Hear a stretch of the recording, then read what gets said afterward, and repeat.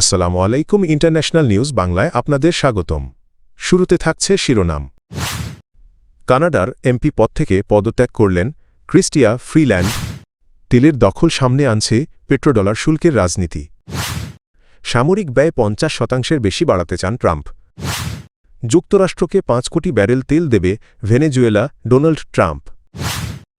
জাতিসংঘ যে কারণে পক্ষাঘাতগ্রস্ত হল। কানাডার সাবেক ফেডারেল মন্ত্রী ও রোজডেল এলাকার সংসদ সদস্য এমপি ক্রিস্টিয়া ফ্রিল্যান্ড পদত্যাগ করেছেন। ইউক্রেনের প্রেসিডেন্ট ভলোদিমির জেলেনস্কির অর্থনৈতিক উন্নয়ন বিষয়ক উপদেষ্টা হিসাবে দায়িত্ব গ্রহণের ঘোষণার পরই তিনি সংসদ সদস্য পদ ছাড়ার সিদ্ধান্ত নেন। সোমবার স্থানীয় সময় রাতে সামাজিক যোগাযোগ মাধ্যম এক্সে দেওয়া এক বার্তায় ফ্রিল্যান্ড পদত্যাগের বিষয়টি নিশ্চিত করেন। এর আগে একই দিন প্রেসিডেন্ট জেলেনস্কি তাকে উপদেষ্টা হিসেবে নিয়োগ দেওয়ার ঘোষণা দেন। ফ্রিল্যান্ড বলেন, আজকের বিশ্বে গণতন্ত্র রক্ষার লড়াইয়ের অগ্রভাগে রয়েছে ইউক্রেন। এই কাজে অবৈতনিকভাবে অবদান রাখার সুযোগ পেয়ে আমি সম্মানিত। তিনি তার নির্বাচনী এলাকার জনগণের প্রতি আস্থা ও সমর্থনের জন্য কৃতজ্ঞতা জানান। তিনি আরও জানান, কানাডা সরকারের ইউক্রেন পুনর্গঠন বিষয়ক বিশেষ প্রতিনিধি পদ থেকেও তিনি সরে দাঁড়াচ্ছেন। গত সেপ্টেম্বরে প্রধানমন্ত্রী মার্ক কার্নির মন্ত্রিসভা ছাড়ার পর তিনি এই দায়িত্বে নিযুক্ত হয়েছিলেন। এর আগে বিরোধী দলের একাধিক নেতা, বিশেষ করে কনজারভেটিভ এমপি মাইকেল চংমত দেন যে একজন কানাডীয় এমপি একই সঙ্গে কোনো বিদেশি সরকারের উপদেষ্টা হিসেবে দায়িত্ব পালন করতে পারেন না। তাদের মতে ফ্রিল্যান্ডকে দুটি পদের একটি বেছে নিতে হতো। ফ্রিল্যান্ড জানিয়েছেন, ইউক্রেনে তার নতুন ভূমিকা হবে অবৈতনিক ও খণ্ডকালীন। তিনি 22 ডিসেম্বর জেলেনস্কির কাছ থেকে প্রস্তাব পান এবং 24 ডিসেম্বর বিষয়টি কানাডার প্রধানমন্ত্রীকে অবহিত করেন। ভেনেজুয়েলার প্রেসিডেন্ট নিকোলাস মাদুরোকে যুক্তরাষ্ট্রে তুলে নেওয়ার পেছনে নানা রাজনৈতিক ও কৌশলগত কারণ নিয়ে আলোচনা হচ্ছে। তবে তুলনামূলকভাবে কম আলোচিত একটি বিষয় হল পেট্রোডলার ব্যবস্থা। বৈশ্বিক অর্থনীতিতে ডলারের প্রাধান্য ধীরে ধীরে ক্ষয় যাওয়ায় হোয়াইট হাউস যে গভীরভাবে উদ্বিগ্ন ভেনেজুয়েলার ঘটনাপ্রবাহ তারই ইঙ্গিত দেয়। বর্তমানে ভেনেজুয়েলার তেল উৎপাদন দৈনিক প্রায় 10 লাখ ব্যারেল হলেও দেশটির প্রমাণিত মজুত প্রায় 300 বিলিয়ন ব্যারেল, যা বিশ্বের সর্বোচ্চ এবং মোট বৈশ্বিক মজুতের প্রায় 17%। ডোনাল্ড ট্রাম্প প্রকাশ্যেই বলেছেন, এই বিশাল সম্ভাবনা কাজে লাগাতে চান তিনি। তার পরিকল্পনা অনুযায়ী বড় মার্কিন তেল কোম্পানিগুলো ভেনেজুয়েলায় গিয়ে মৃতপ্রায় তেল শিল্প পুনরুজ্জীবিত করবে এবং সেই আয়ের নিয়ন্ত্রণ থাকবে যুক্তরাষ্ট্রের হাতে। গত সপ্তাহে ট্রাম্প জানান, ভেনেজুয়েলা যুক্তরাষ্ট্রকে 5 কোটি ব্যারেল তেল সরবরাহ করবে, যার আনুমানিক বাজার মূল্য $2.8 বিলিয়ন। তিনি নিজেই এই অর্থ ব্যবস্থাপনার কথা বলেছেন, অর্থাৎ ভেনেজুয়েলার তেলকে আবার ডলারে বাণিজ্যের আওতায় এনে পেট্রোডলার আয় নিশ্চিত করাই মূল লক্ষ্য। পেট্রোডলারের উত্থান ও দুর্বলতা। পেট্রোডলার ধারণার জন্ম 1970-এর দশকে, যখন যুক্তরাষ্ট্র ও সৌদি আরব তেল বাণিজ্য ডলারে করার বিষয়ে একমত হয়। এতে ডলারের বৈশ্বিক চাহিদা বেড়ে যায় এবং যুক্তরাষ্ট্রের অর্থনৈতিক ও রাজনৈতিক ক্ষমতা সুদৃঢ় হয়।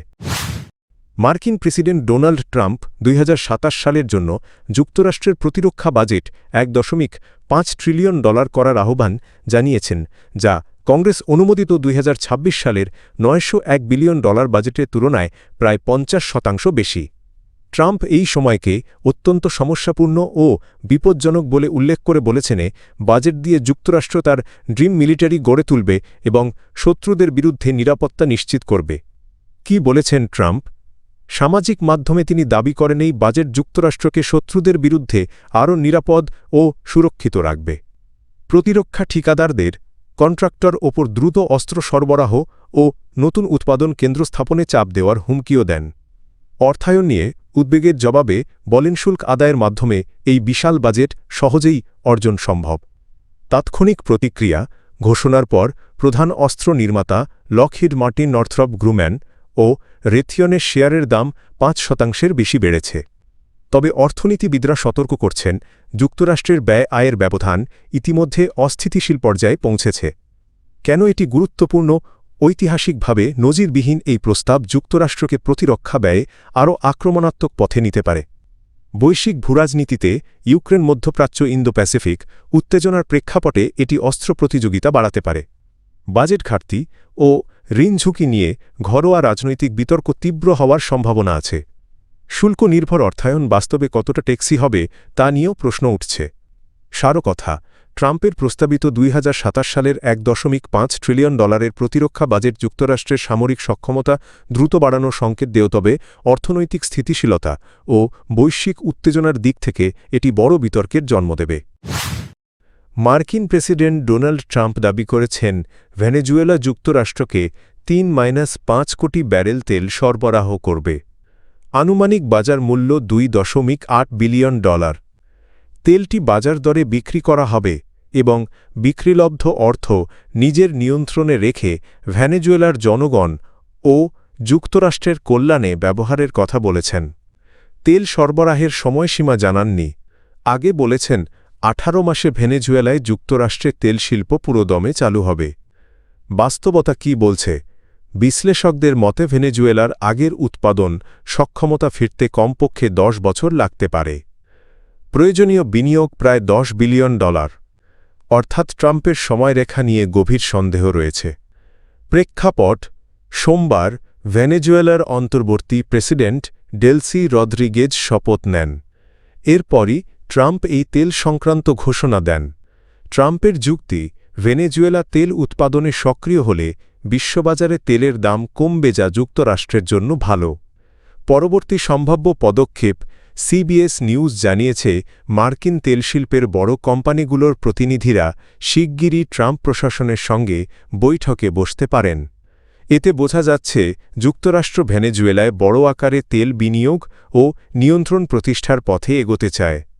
সংক্ষেপে মূল্যায়ন: এটি শুধু তেল চুক্তি নয়, বরং ভেনেজুয়েলার জ্বালানি খাতে মার্কিন প্রভাব বিস্তারের ঘোষণা। তবে অবকাঠামো ধ্বংস, নিষেধাজ্ঞা ও বিনিয়োগ ঘাটতির কারণে ট্রাম্পের ঘোষণাগুলো স্বল্পমেয়াদে বাস্তবায়ন কঠিন বলেই মনে করছেন অধিকাংশ বিশেষজ্ঞ। 80 বছর পূর্তি সত্ত্বেও জাতিসংঘ আজ গভীর অস্তিত্ব সংকটে। ইউক্রেনে রাশিয়ার আগ্রাসন, গাজায় ইসরায়েলের হামলা এবং ভেনেজুয়েলায় যুক্তরাষ্ট্রের বলপ্রয়োগ, এই তিনটি ঘটনা দেখিয়েছে যে আন্তর্জাতিক শান্তি ও নিরাপত্তা রক্ষায় জাতিসংঘ কার্যত অসহায়। এর মূল কারণ জাতিসংঘের নিরাপত্তা পরিষদের কাঠামোগত দুর্বলতা। 15 সদস্যের পরিষদে 5 স্থায়ী সদস্য P-5 ভেটো ক্ষমতার মাধ্যমে সব গুরুত্বপূর্ণ সিদ্ধান্ত নিয়ন্ত্রণ করে। ফলে কোনো স্থায়ী সদস্য নিজেই আগ্রাসনে জড়ালে নিরাপত্তা পরিষদ কার্যত পক্ষাঘাতগ্রস্ত হয়ে পড়ে। ভেটো ব্যবস্থার সবচেয়ে বড় সমস্যা হল ভেটো ব্যবহারে কোনো আইনি সীমাবদ্ধতা নেই। P-5 দেশগুলো কার্যত আইনের ঊর্ধ্বে, সংস্কারের যে কোনো প্রচেষ্টাই আবার তাদের ভেটোতে আটকে যেতে পারে। তাত্ত্বিকভাবে জাতিসংঘ সনদের 108 ও 109 অনুচ্ছেদে সংস্কারের সুযোগ থাকলেও বাস্তবে তা প্রায় অসম্ভব। নতুন সনদের মাধ্যমে জাতিসংঘ পুনর্গঠনের জন্য যে বৈশ্বিক ঐক্য দরকারতা বর্তমান ভূরাজনীতিতে অনুপস্থিত। তবে নিরাপত্তা পরিষদ ব্যর্থ হলেই জাতিসংঘকে পুরোপুরি অকার্যকর বলা যায় না। সংস্থাটি এখনও শান্তিরক্ষা মিশন, মানবাধিকার পর্যবেক্ষণ, মানবিক সহায়তা, স্বাস্থ্য ও জলবায়ু পরিবর্তন মোকাবিলায় গুরুত্বপূর্ণ ভূমিকা রাখছে, যা একক রাষ্ট্রের পক্ষে সম্ভব নয়। অস্বস্তিকর বাস্তবতা হল জাতিসংঘ নিখুঁত নয়, কিন্তু এটি হারিয়ে গেলে বিশ্ব আরও অনিরাপদ হয়ে উঠবে। তাই চূড়ান্ত সমাধান জাতিসংঘ ভেঙে ফেলা নয়, বরং শক্তিধর রাষ্ট্রগুলোকেও জবাবদিহির আওতায় আনার বাস্তবসম্মত ব্যবস্থা গড়ে তোলা।